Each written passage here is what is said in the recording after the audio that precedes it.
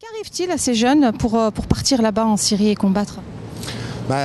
L'idéalisme, le refus de l'injustice, le prestige, qu'il faut pas. Je ne suis pas là pour caricaturer les choses, mais quand on revient, on jouit d'un prestige certain dans la communauté musulmane. Me semble-t-il, à juste titre, parce qu'on a fait preuve de courage. Ce sont ces choses-là qui les animent et je pense, il y a peut-être quelques cas bien entendu, mais en tout cas pas des recruteurs machiavéliques tapis dans l'ombre qui lavent les cerveaux des gens, des jeunes. Ça peut arriver, mais ce n'est pas la généralité des cas. Donc, dans quel état d'esprit sont ces parents lorsqu'ils viennent s'adresser à vous concernant leurs enfants qui partent en Syrie? La première chose, c'est que ce sont souvent des mamans qui viennent consulter. Évidemment, rien ne remplace l'amour d'une mère, parce que ce sont aussi des familles, il ne faut pas entrer dans la caricature, mais où il y a des divorces, ou en tout cas des séparations, ce genre de choses-là, et donc elles sont totalement désemparées. Elles n'ont jamais vu venir le coup. Elles sont étonnées parce que ce sont des familles d'universitaires, et je ne dis pas qu'il n'y a pas d'universitaires chez les musulmans, mais je veux dire, comme c'est quand même une communauté qui vient d'immigration, pour le moment, c'est encore relativement rare d'en voir énormément. Or, statistiquement, le nombre d'universitaires, de gens, cadres supérieurs, dans ces familles touchées par ces jeunes qui partent, est statistiquement plus élevé que la moyenne générale. Ils sont, à tort ou à raison, on a déposé une plainte et une enquête est en cours, persuadés que leurs enfants sont recrutés, parce qu'évidemment une maman ne va jamais pouvoir penser que son fils ait pu aller faire une bêtise comme ça de son plein gré. C'est comme quand on est à l'école, si on a frappé son voisin, on va toujours dire oui, mais c'est parce qu'il a un camarade qui l'a influencé. Personnellement, je dis bien que je n'ai pas la prétention de dire et de croire que je maîtrise tous les dossiers, mais les dossiers que je connais, il n'y a pas eu de recrutement. Ok, et sûrement pas, parce que si jamais on vient encore m'ennuyer avec cette blague, ça deviendrait grotesque, sûrement pas par le cher Bassam Ayachi, qui est celui qui essaye d'aller récupérer ces jeunes. Alors maintenant, ce qu'il y a eu, c'est qu'il y a eu un procès en Belgique visant 3 jeunes partis combattre en Syrie et revenus en Belgique. Le problème qu'il y a eu, c'est qu'en fait, ces jeunes ont été arrêtés dans le cadre d'arrestations plus générales qui visaient ce qu'on appelait la filière somalienne. Le procureur fédéral était convaincu que ces 3 jeunes étaient partis en Somalie. Pourquoi fallait-il démontrer qu'ils n'étaient pas partis en Somalie et bien en Syrie? Écoutez, en fait, l'outil législatif, la loi, pose comme principe que toute personne qui s'en prend seule ou dans le cadre d'un groupe à un gouvernement est un terroriste. Et donc, quand vous allez combattre Kadhafi, vous n'êtes pas un terroriste. Quand vous allez combattre les Américains en Irak, vous êtes un terroriste. Donc, alors que les actes sont les mêmes. Et c'est nous qui décidons en fonction de nos alliances avec les Américains, en fonction de nos intérêts géostratégiques, quel est le gouvernement qui, quand on l'attaque, est victime de terrorisme et quel est le gouvernement qui ne l'est pas. Sur la Syrie, on est très embêtés parce que nous aidons, en tout cas nous appuyons dans le cadre de notre alliance avec l'OTAN les Américains qui eux appuient les rebelles là-bas en Syrie. Alors, normalement, ce n'est pas du terrorisme. Voyez-vous, seulement le problème, c'est que le phénomène des départs a pris une telle ampleur que les autorités belges ne peuvent pas aller comme cela, tout simplement, avec bonhomie, venir déclarer finalement, ce n'est pas du terrorisme. Parce que si après il y a un jeune qui part en Somalie, ils vont devoir expliquer que c'est du terrorisme quand même, ils vont devoir venir expliquer leurs contradictions. C'est pour ça que depuis 2 ans, aucun porte-parole du parquet antiterroriste ni du gouvernement n'est venu dire quelle était la position des autorités sur cette question. Et cela a donc pris un cas concret dans l'exemple dont je vous parlais, de ces 3 jeunes dont on a cru qu'ils partaient en Somalie mais qui partaient en Syrie. Il fallait voir, c'était émouvant, à quel point le procureur fédéral s'est arc-bouté, acharné, raccroché à chaque pseudo-élément pour prouver que c'était la Somalie et pas la Syrie. Alors pourquoi fait-il cela? Il aurait pu dire, maître Courtois, on s'en moque, que ce soit la Somalie ou la Syrie, c'est le même tarif. Non. Et le jour où j'ai réussi à prouver que c'était la Syrie, mes clients ont été libérés. Mais les 3. Alors que les 5 autres qui, eux, partaient pour la Somalie, qui sont évidemment défendus par d'autres avocats, eux sont encore en prison. Donc on voit en tout cas que pour les magistrats de la Cour d'appel, il y a une différenciation dans le traitement qu'ils font des cas somaliens ou syriens. Et donc je pense, mais je ne peux pas être affirmatif parce que ce n'est malheureusement pas moi qui en décide, que les jeunes qui reviendront ou qui reviendraient de Syrie auront sans doute quelques problèmes. Justement, de quoi s'agit-il? De quel problème? Parce que nous avons entendu Didier Reynders à la télévision qui disait qu'il fallait faire une enquête et c'est de ça dont ont peur les parents. Oui, j'étais présent à ce débat avec le ministre des Affaires étrangères Reynders. Il a dit exactement ceci. Il a dit qu'il faudra voir au cas par cas si ces jeunes ont oui ou non commis des actes terroristes. Alors avec tout le respect pour M. Reynders, qui est un type, je trouve, relativement sympathique, il n'a pas compris parce qu'il ne connaît pas la loi. Qu'est-ce qu'on appelle des actes terroristes dans ce cadre-là? Parce qu'en fait, lui, ce qu'il pense, c'est ce que pensent les gens en général. Il parle de terrorisme au sens populaire du terme. Le terrorisme, je vais mettre une bombe dans un marché, je frappe des innocents qui passaient par là par hasard pour semer la terreur. Ça, c'est le terrorisme tel qu'on l'a toujours connu. Et donc, M. Reynders dit, les actes terroristes, ceux qui ont fait ça, donc ce genre de choses-là, il faudra les poursuivre. Et ceux qui ont combattu noblement, il ne faudra pas les poursuivre. Mais ce n'est pas du tout comme ça que ça marche.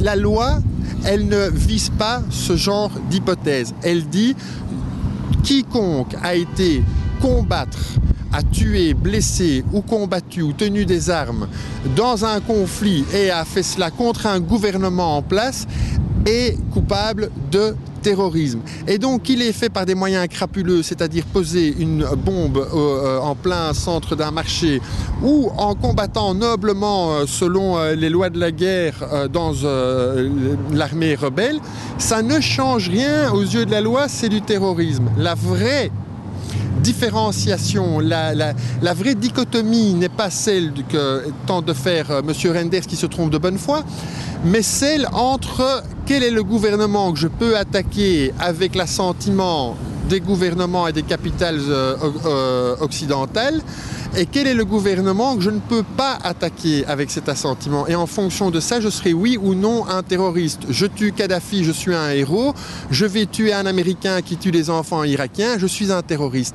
C'est comme ça que ça marche. Et évidemment, même si j'ai le plus grand respect pour les magistrats de la Cour d'appel de Bruxelles qui ont toujours rendu de fort belles décisions, évidemment contenus par le fait que nous sommes aux ordres des Américains, ils ont fait l'extrême maximum pour justement ne pas condamner ces pseudo-terroristes qui vont dans tous les pays occupés par l'Occident. Ces magistrats-là de la Cour d'appel, eh bien, il faut leur faire confiance parce que jusqu'ici, tous mes clients aujourd'hui sont libres après être passés devant la Cour d'appel. Devant le tribunal correctionnel, qui est le juge de première instance, là c'est peine perdue, c'est la condamnation d'avance, parce qu'on voit tout au travers du prisme subjectif déformateur de son propre ethnocentrisme. En des termes plus clairs, je suis un occidental, ça fait 15 ans qu'on parle de choc des civilisations, qu'il va y avoir des niqabs et des burkas partout que personne ne voit d'ailleurs. Et ces gens-là sont formatés, qu'ils le veuillent ou non, par cette vision. Et alors, en première instance, les juges qui sont plus jeunes, qui sont moins formés intellectuellement, eh bien, ils poussent carrément la vision américaine de l'Empire, alors que devant la cour d'appel, qui sont quand même des magistrats, qui sont des professeurs d'université, qui ont 50, 60 ans, qui ont eu le temps de voir des conflits dans les années 70, qui savent que tout cela est bien plus compliqué, ils abordent ça avec davantage de nuances et ils rendent des décisions que je trouve personnellement pas parfaites, mais quasi parfaites, et qui se soldent toujours finalement par la libération de mes clients. La peine la plus forte qu'on ait jamais eue, c'est pour Abdelrahman Ayashi, qui était soi-disant un dirigeant d'Al-Qaïda. Il a pris 40 mois. 40 mois pour Ben Laden en Europe. C'est impossible. Donc on sait bien que les magistrats ont fait ceci. Ils se sont dit on est obligé de le condamner parce qu'il y a les Américains, sinon on va avoir des gros problèmes. On le condamne sur le principe et on lui met une peine risible dans la foulée pour montrer qu'on n'est pas d'accord. Tous les autres ont été soit acquittés, soit libérés à l'audience, soit, pour parler d'Olivier Dassy, dont vous avez fait, au sujet duquel vous avez fait un reportage, Olivier Dassy, devant la cour d'appel, a pris 40 mois avec sursis total, alors qu'on exigeait contre lui 5 ans ferme. Ce qui est déjà peu, s'il est le type qu'on prétend qu'il est. Mais enfin, 5 ans ferme. Et finalement, il est libéré à l'audience. Alors, il y a autre chose qui est très important, parce que les gens essayent de comprendre, mais personne ne comprend. Nous, on ne comprend pas non plus, parce que les autorités ne sont pas claires. Nous avons le procureur fédéral. Il pourrait poursuivre, s'il le voulait, le cher Bassam. Non pas que le cher Bassam ait quoi que ce soit à se reprocher, mais vu tout ce qu'on dit sur le cher Bassam, il faut être conséquent, alors il faut le poursuivre. Ça fait 2 ans qu'on pourrait le faire, ça n'a jamais été fait. Pourquoi ? Les jeunes qui reviennent de Syrie, pourquoi est-ce qu'on ne dit pas oui ou non qu'on va les poursuivre ? Il y a 2 raisons.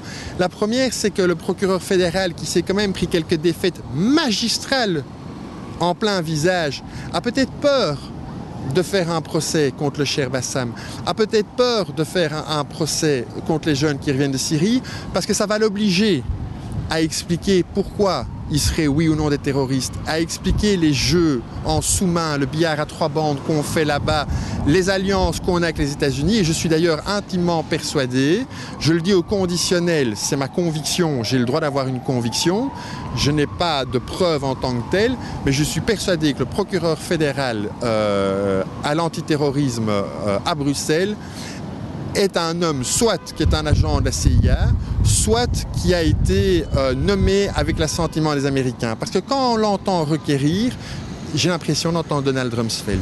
Et par ailleurs, que je veux que les choses soient claires, un homme très sympathique, le procureur fédéral, honnête, persuadé de ce qu'il dit, mais parce qu'il est d'un bord qui a été, depuis des années matraqué à coups de médiatisation pour qu'il pense ce qu'il pense lui aujourd'hui. Si le procureur, ce qui n'est pas le cas, était malhonnête, les choses seraient plus simples. Il croit en ce qu'il fait, soit parce qu'il est lui-même quelqu'un, un agent américain, et qu'il pense que la vérité est de son côté, soit parce qu'en tout cas, il en épouse les idées. Et c'est vrai qu'il a été quelquefois liquéfié aux audiences quand il voit, et on voit qu'il s'effondre parce qu'il ne comprend pas, que les magistrats de la cour d'appel ne le suivent pas. Alors, pour conclure sur cette question, impossible de donner une réponse dirimante et déterminante. Je peux dire aux jeunes qui sont en Syrie, si jamais... Justement, là, pour conclure, qu'est-ce que vous avez, vous, à dire à tous les jeunes qui vous regardent ? Vous êtes un avocat, vous connaissez très bien la loi. Qu'est-ce qu'ils risquent s'ils partent et lorsqu'ils reviennent ? C'est la question que beaucoup de jeunes se posent, qui auraient peut-être envie de revenir et qui se disent « je n'ai pas d'avenir en Belgique ». C'est ce que nous ont dit beaucoup de mamans hors caméra. Beaucoup de jeunes pensent ne pas revenir parce qu'ils disent qu'ils n'ont pas d'avenir ici en Belgique.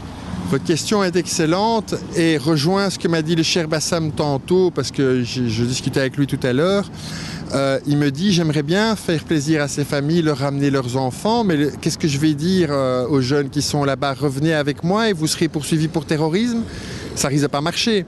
Alors, la réponse, il faut aller la demander au porte-parole du parquet fédéral et au porte-parole du gouvernement. Ce que je peux dire d'expérience, il y a eu un procès en Belgique avec 3 jeunes qui sont revenus de Syrie.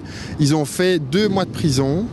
Le temps qu'on comprenne si oui ou non ils étaient partis en Somalie et là ils ont été libérés. Mais peut-être que si il est tout de suite évident pour certains jeunes qui reviendraient, qui reviennent de la Syrie, qui ne seront pas inquiétés, qui ne seront pas poursuivis, mais on ne peut pas le garantir.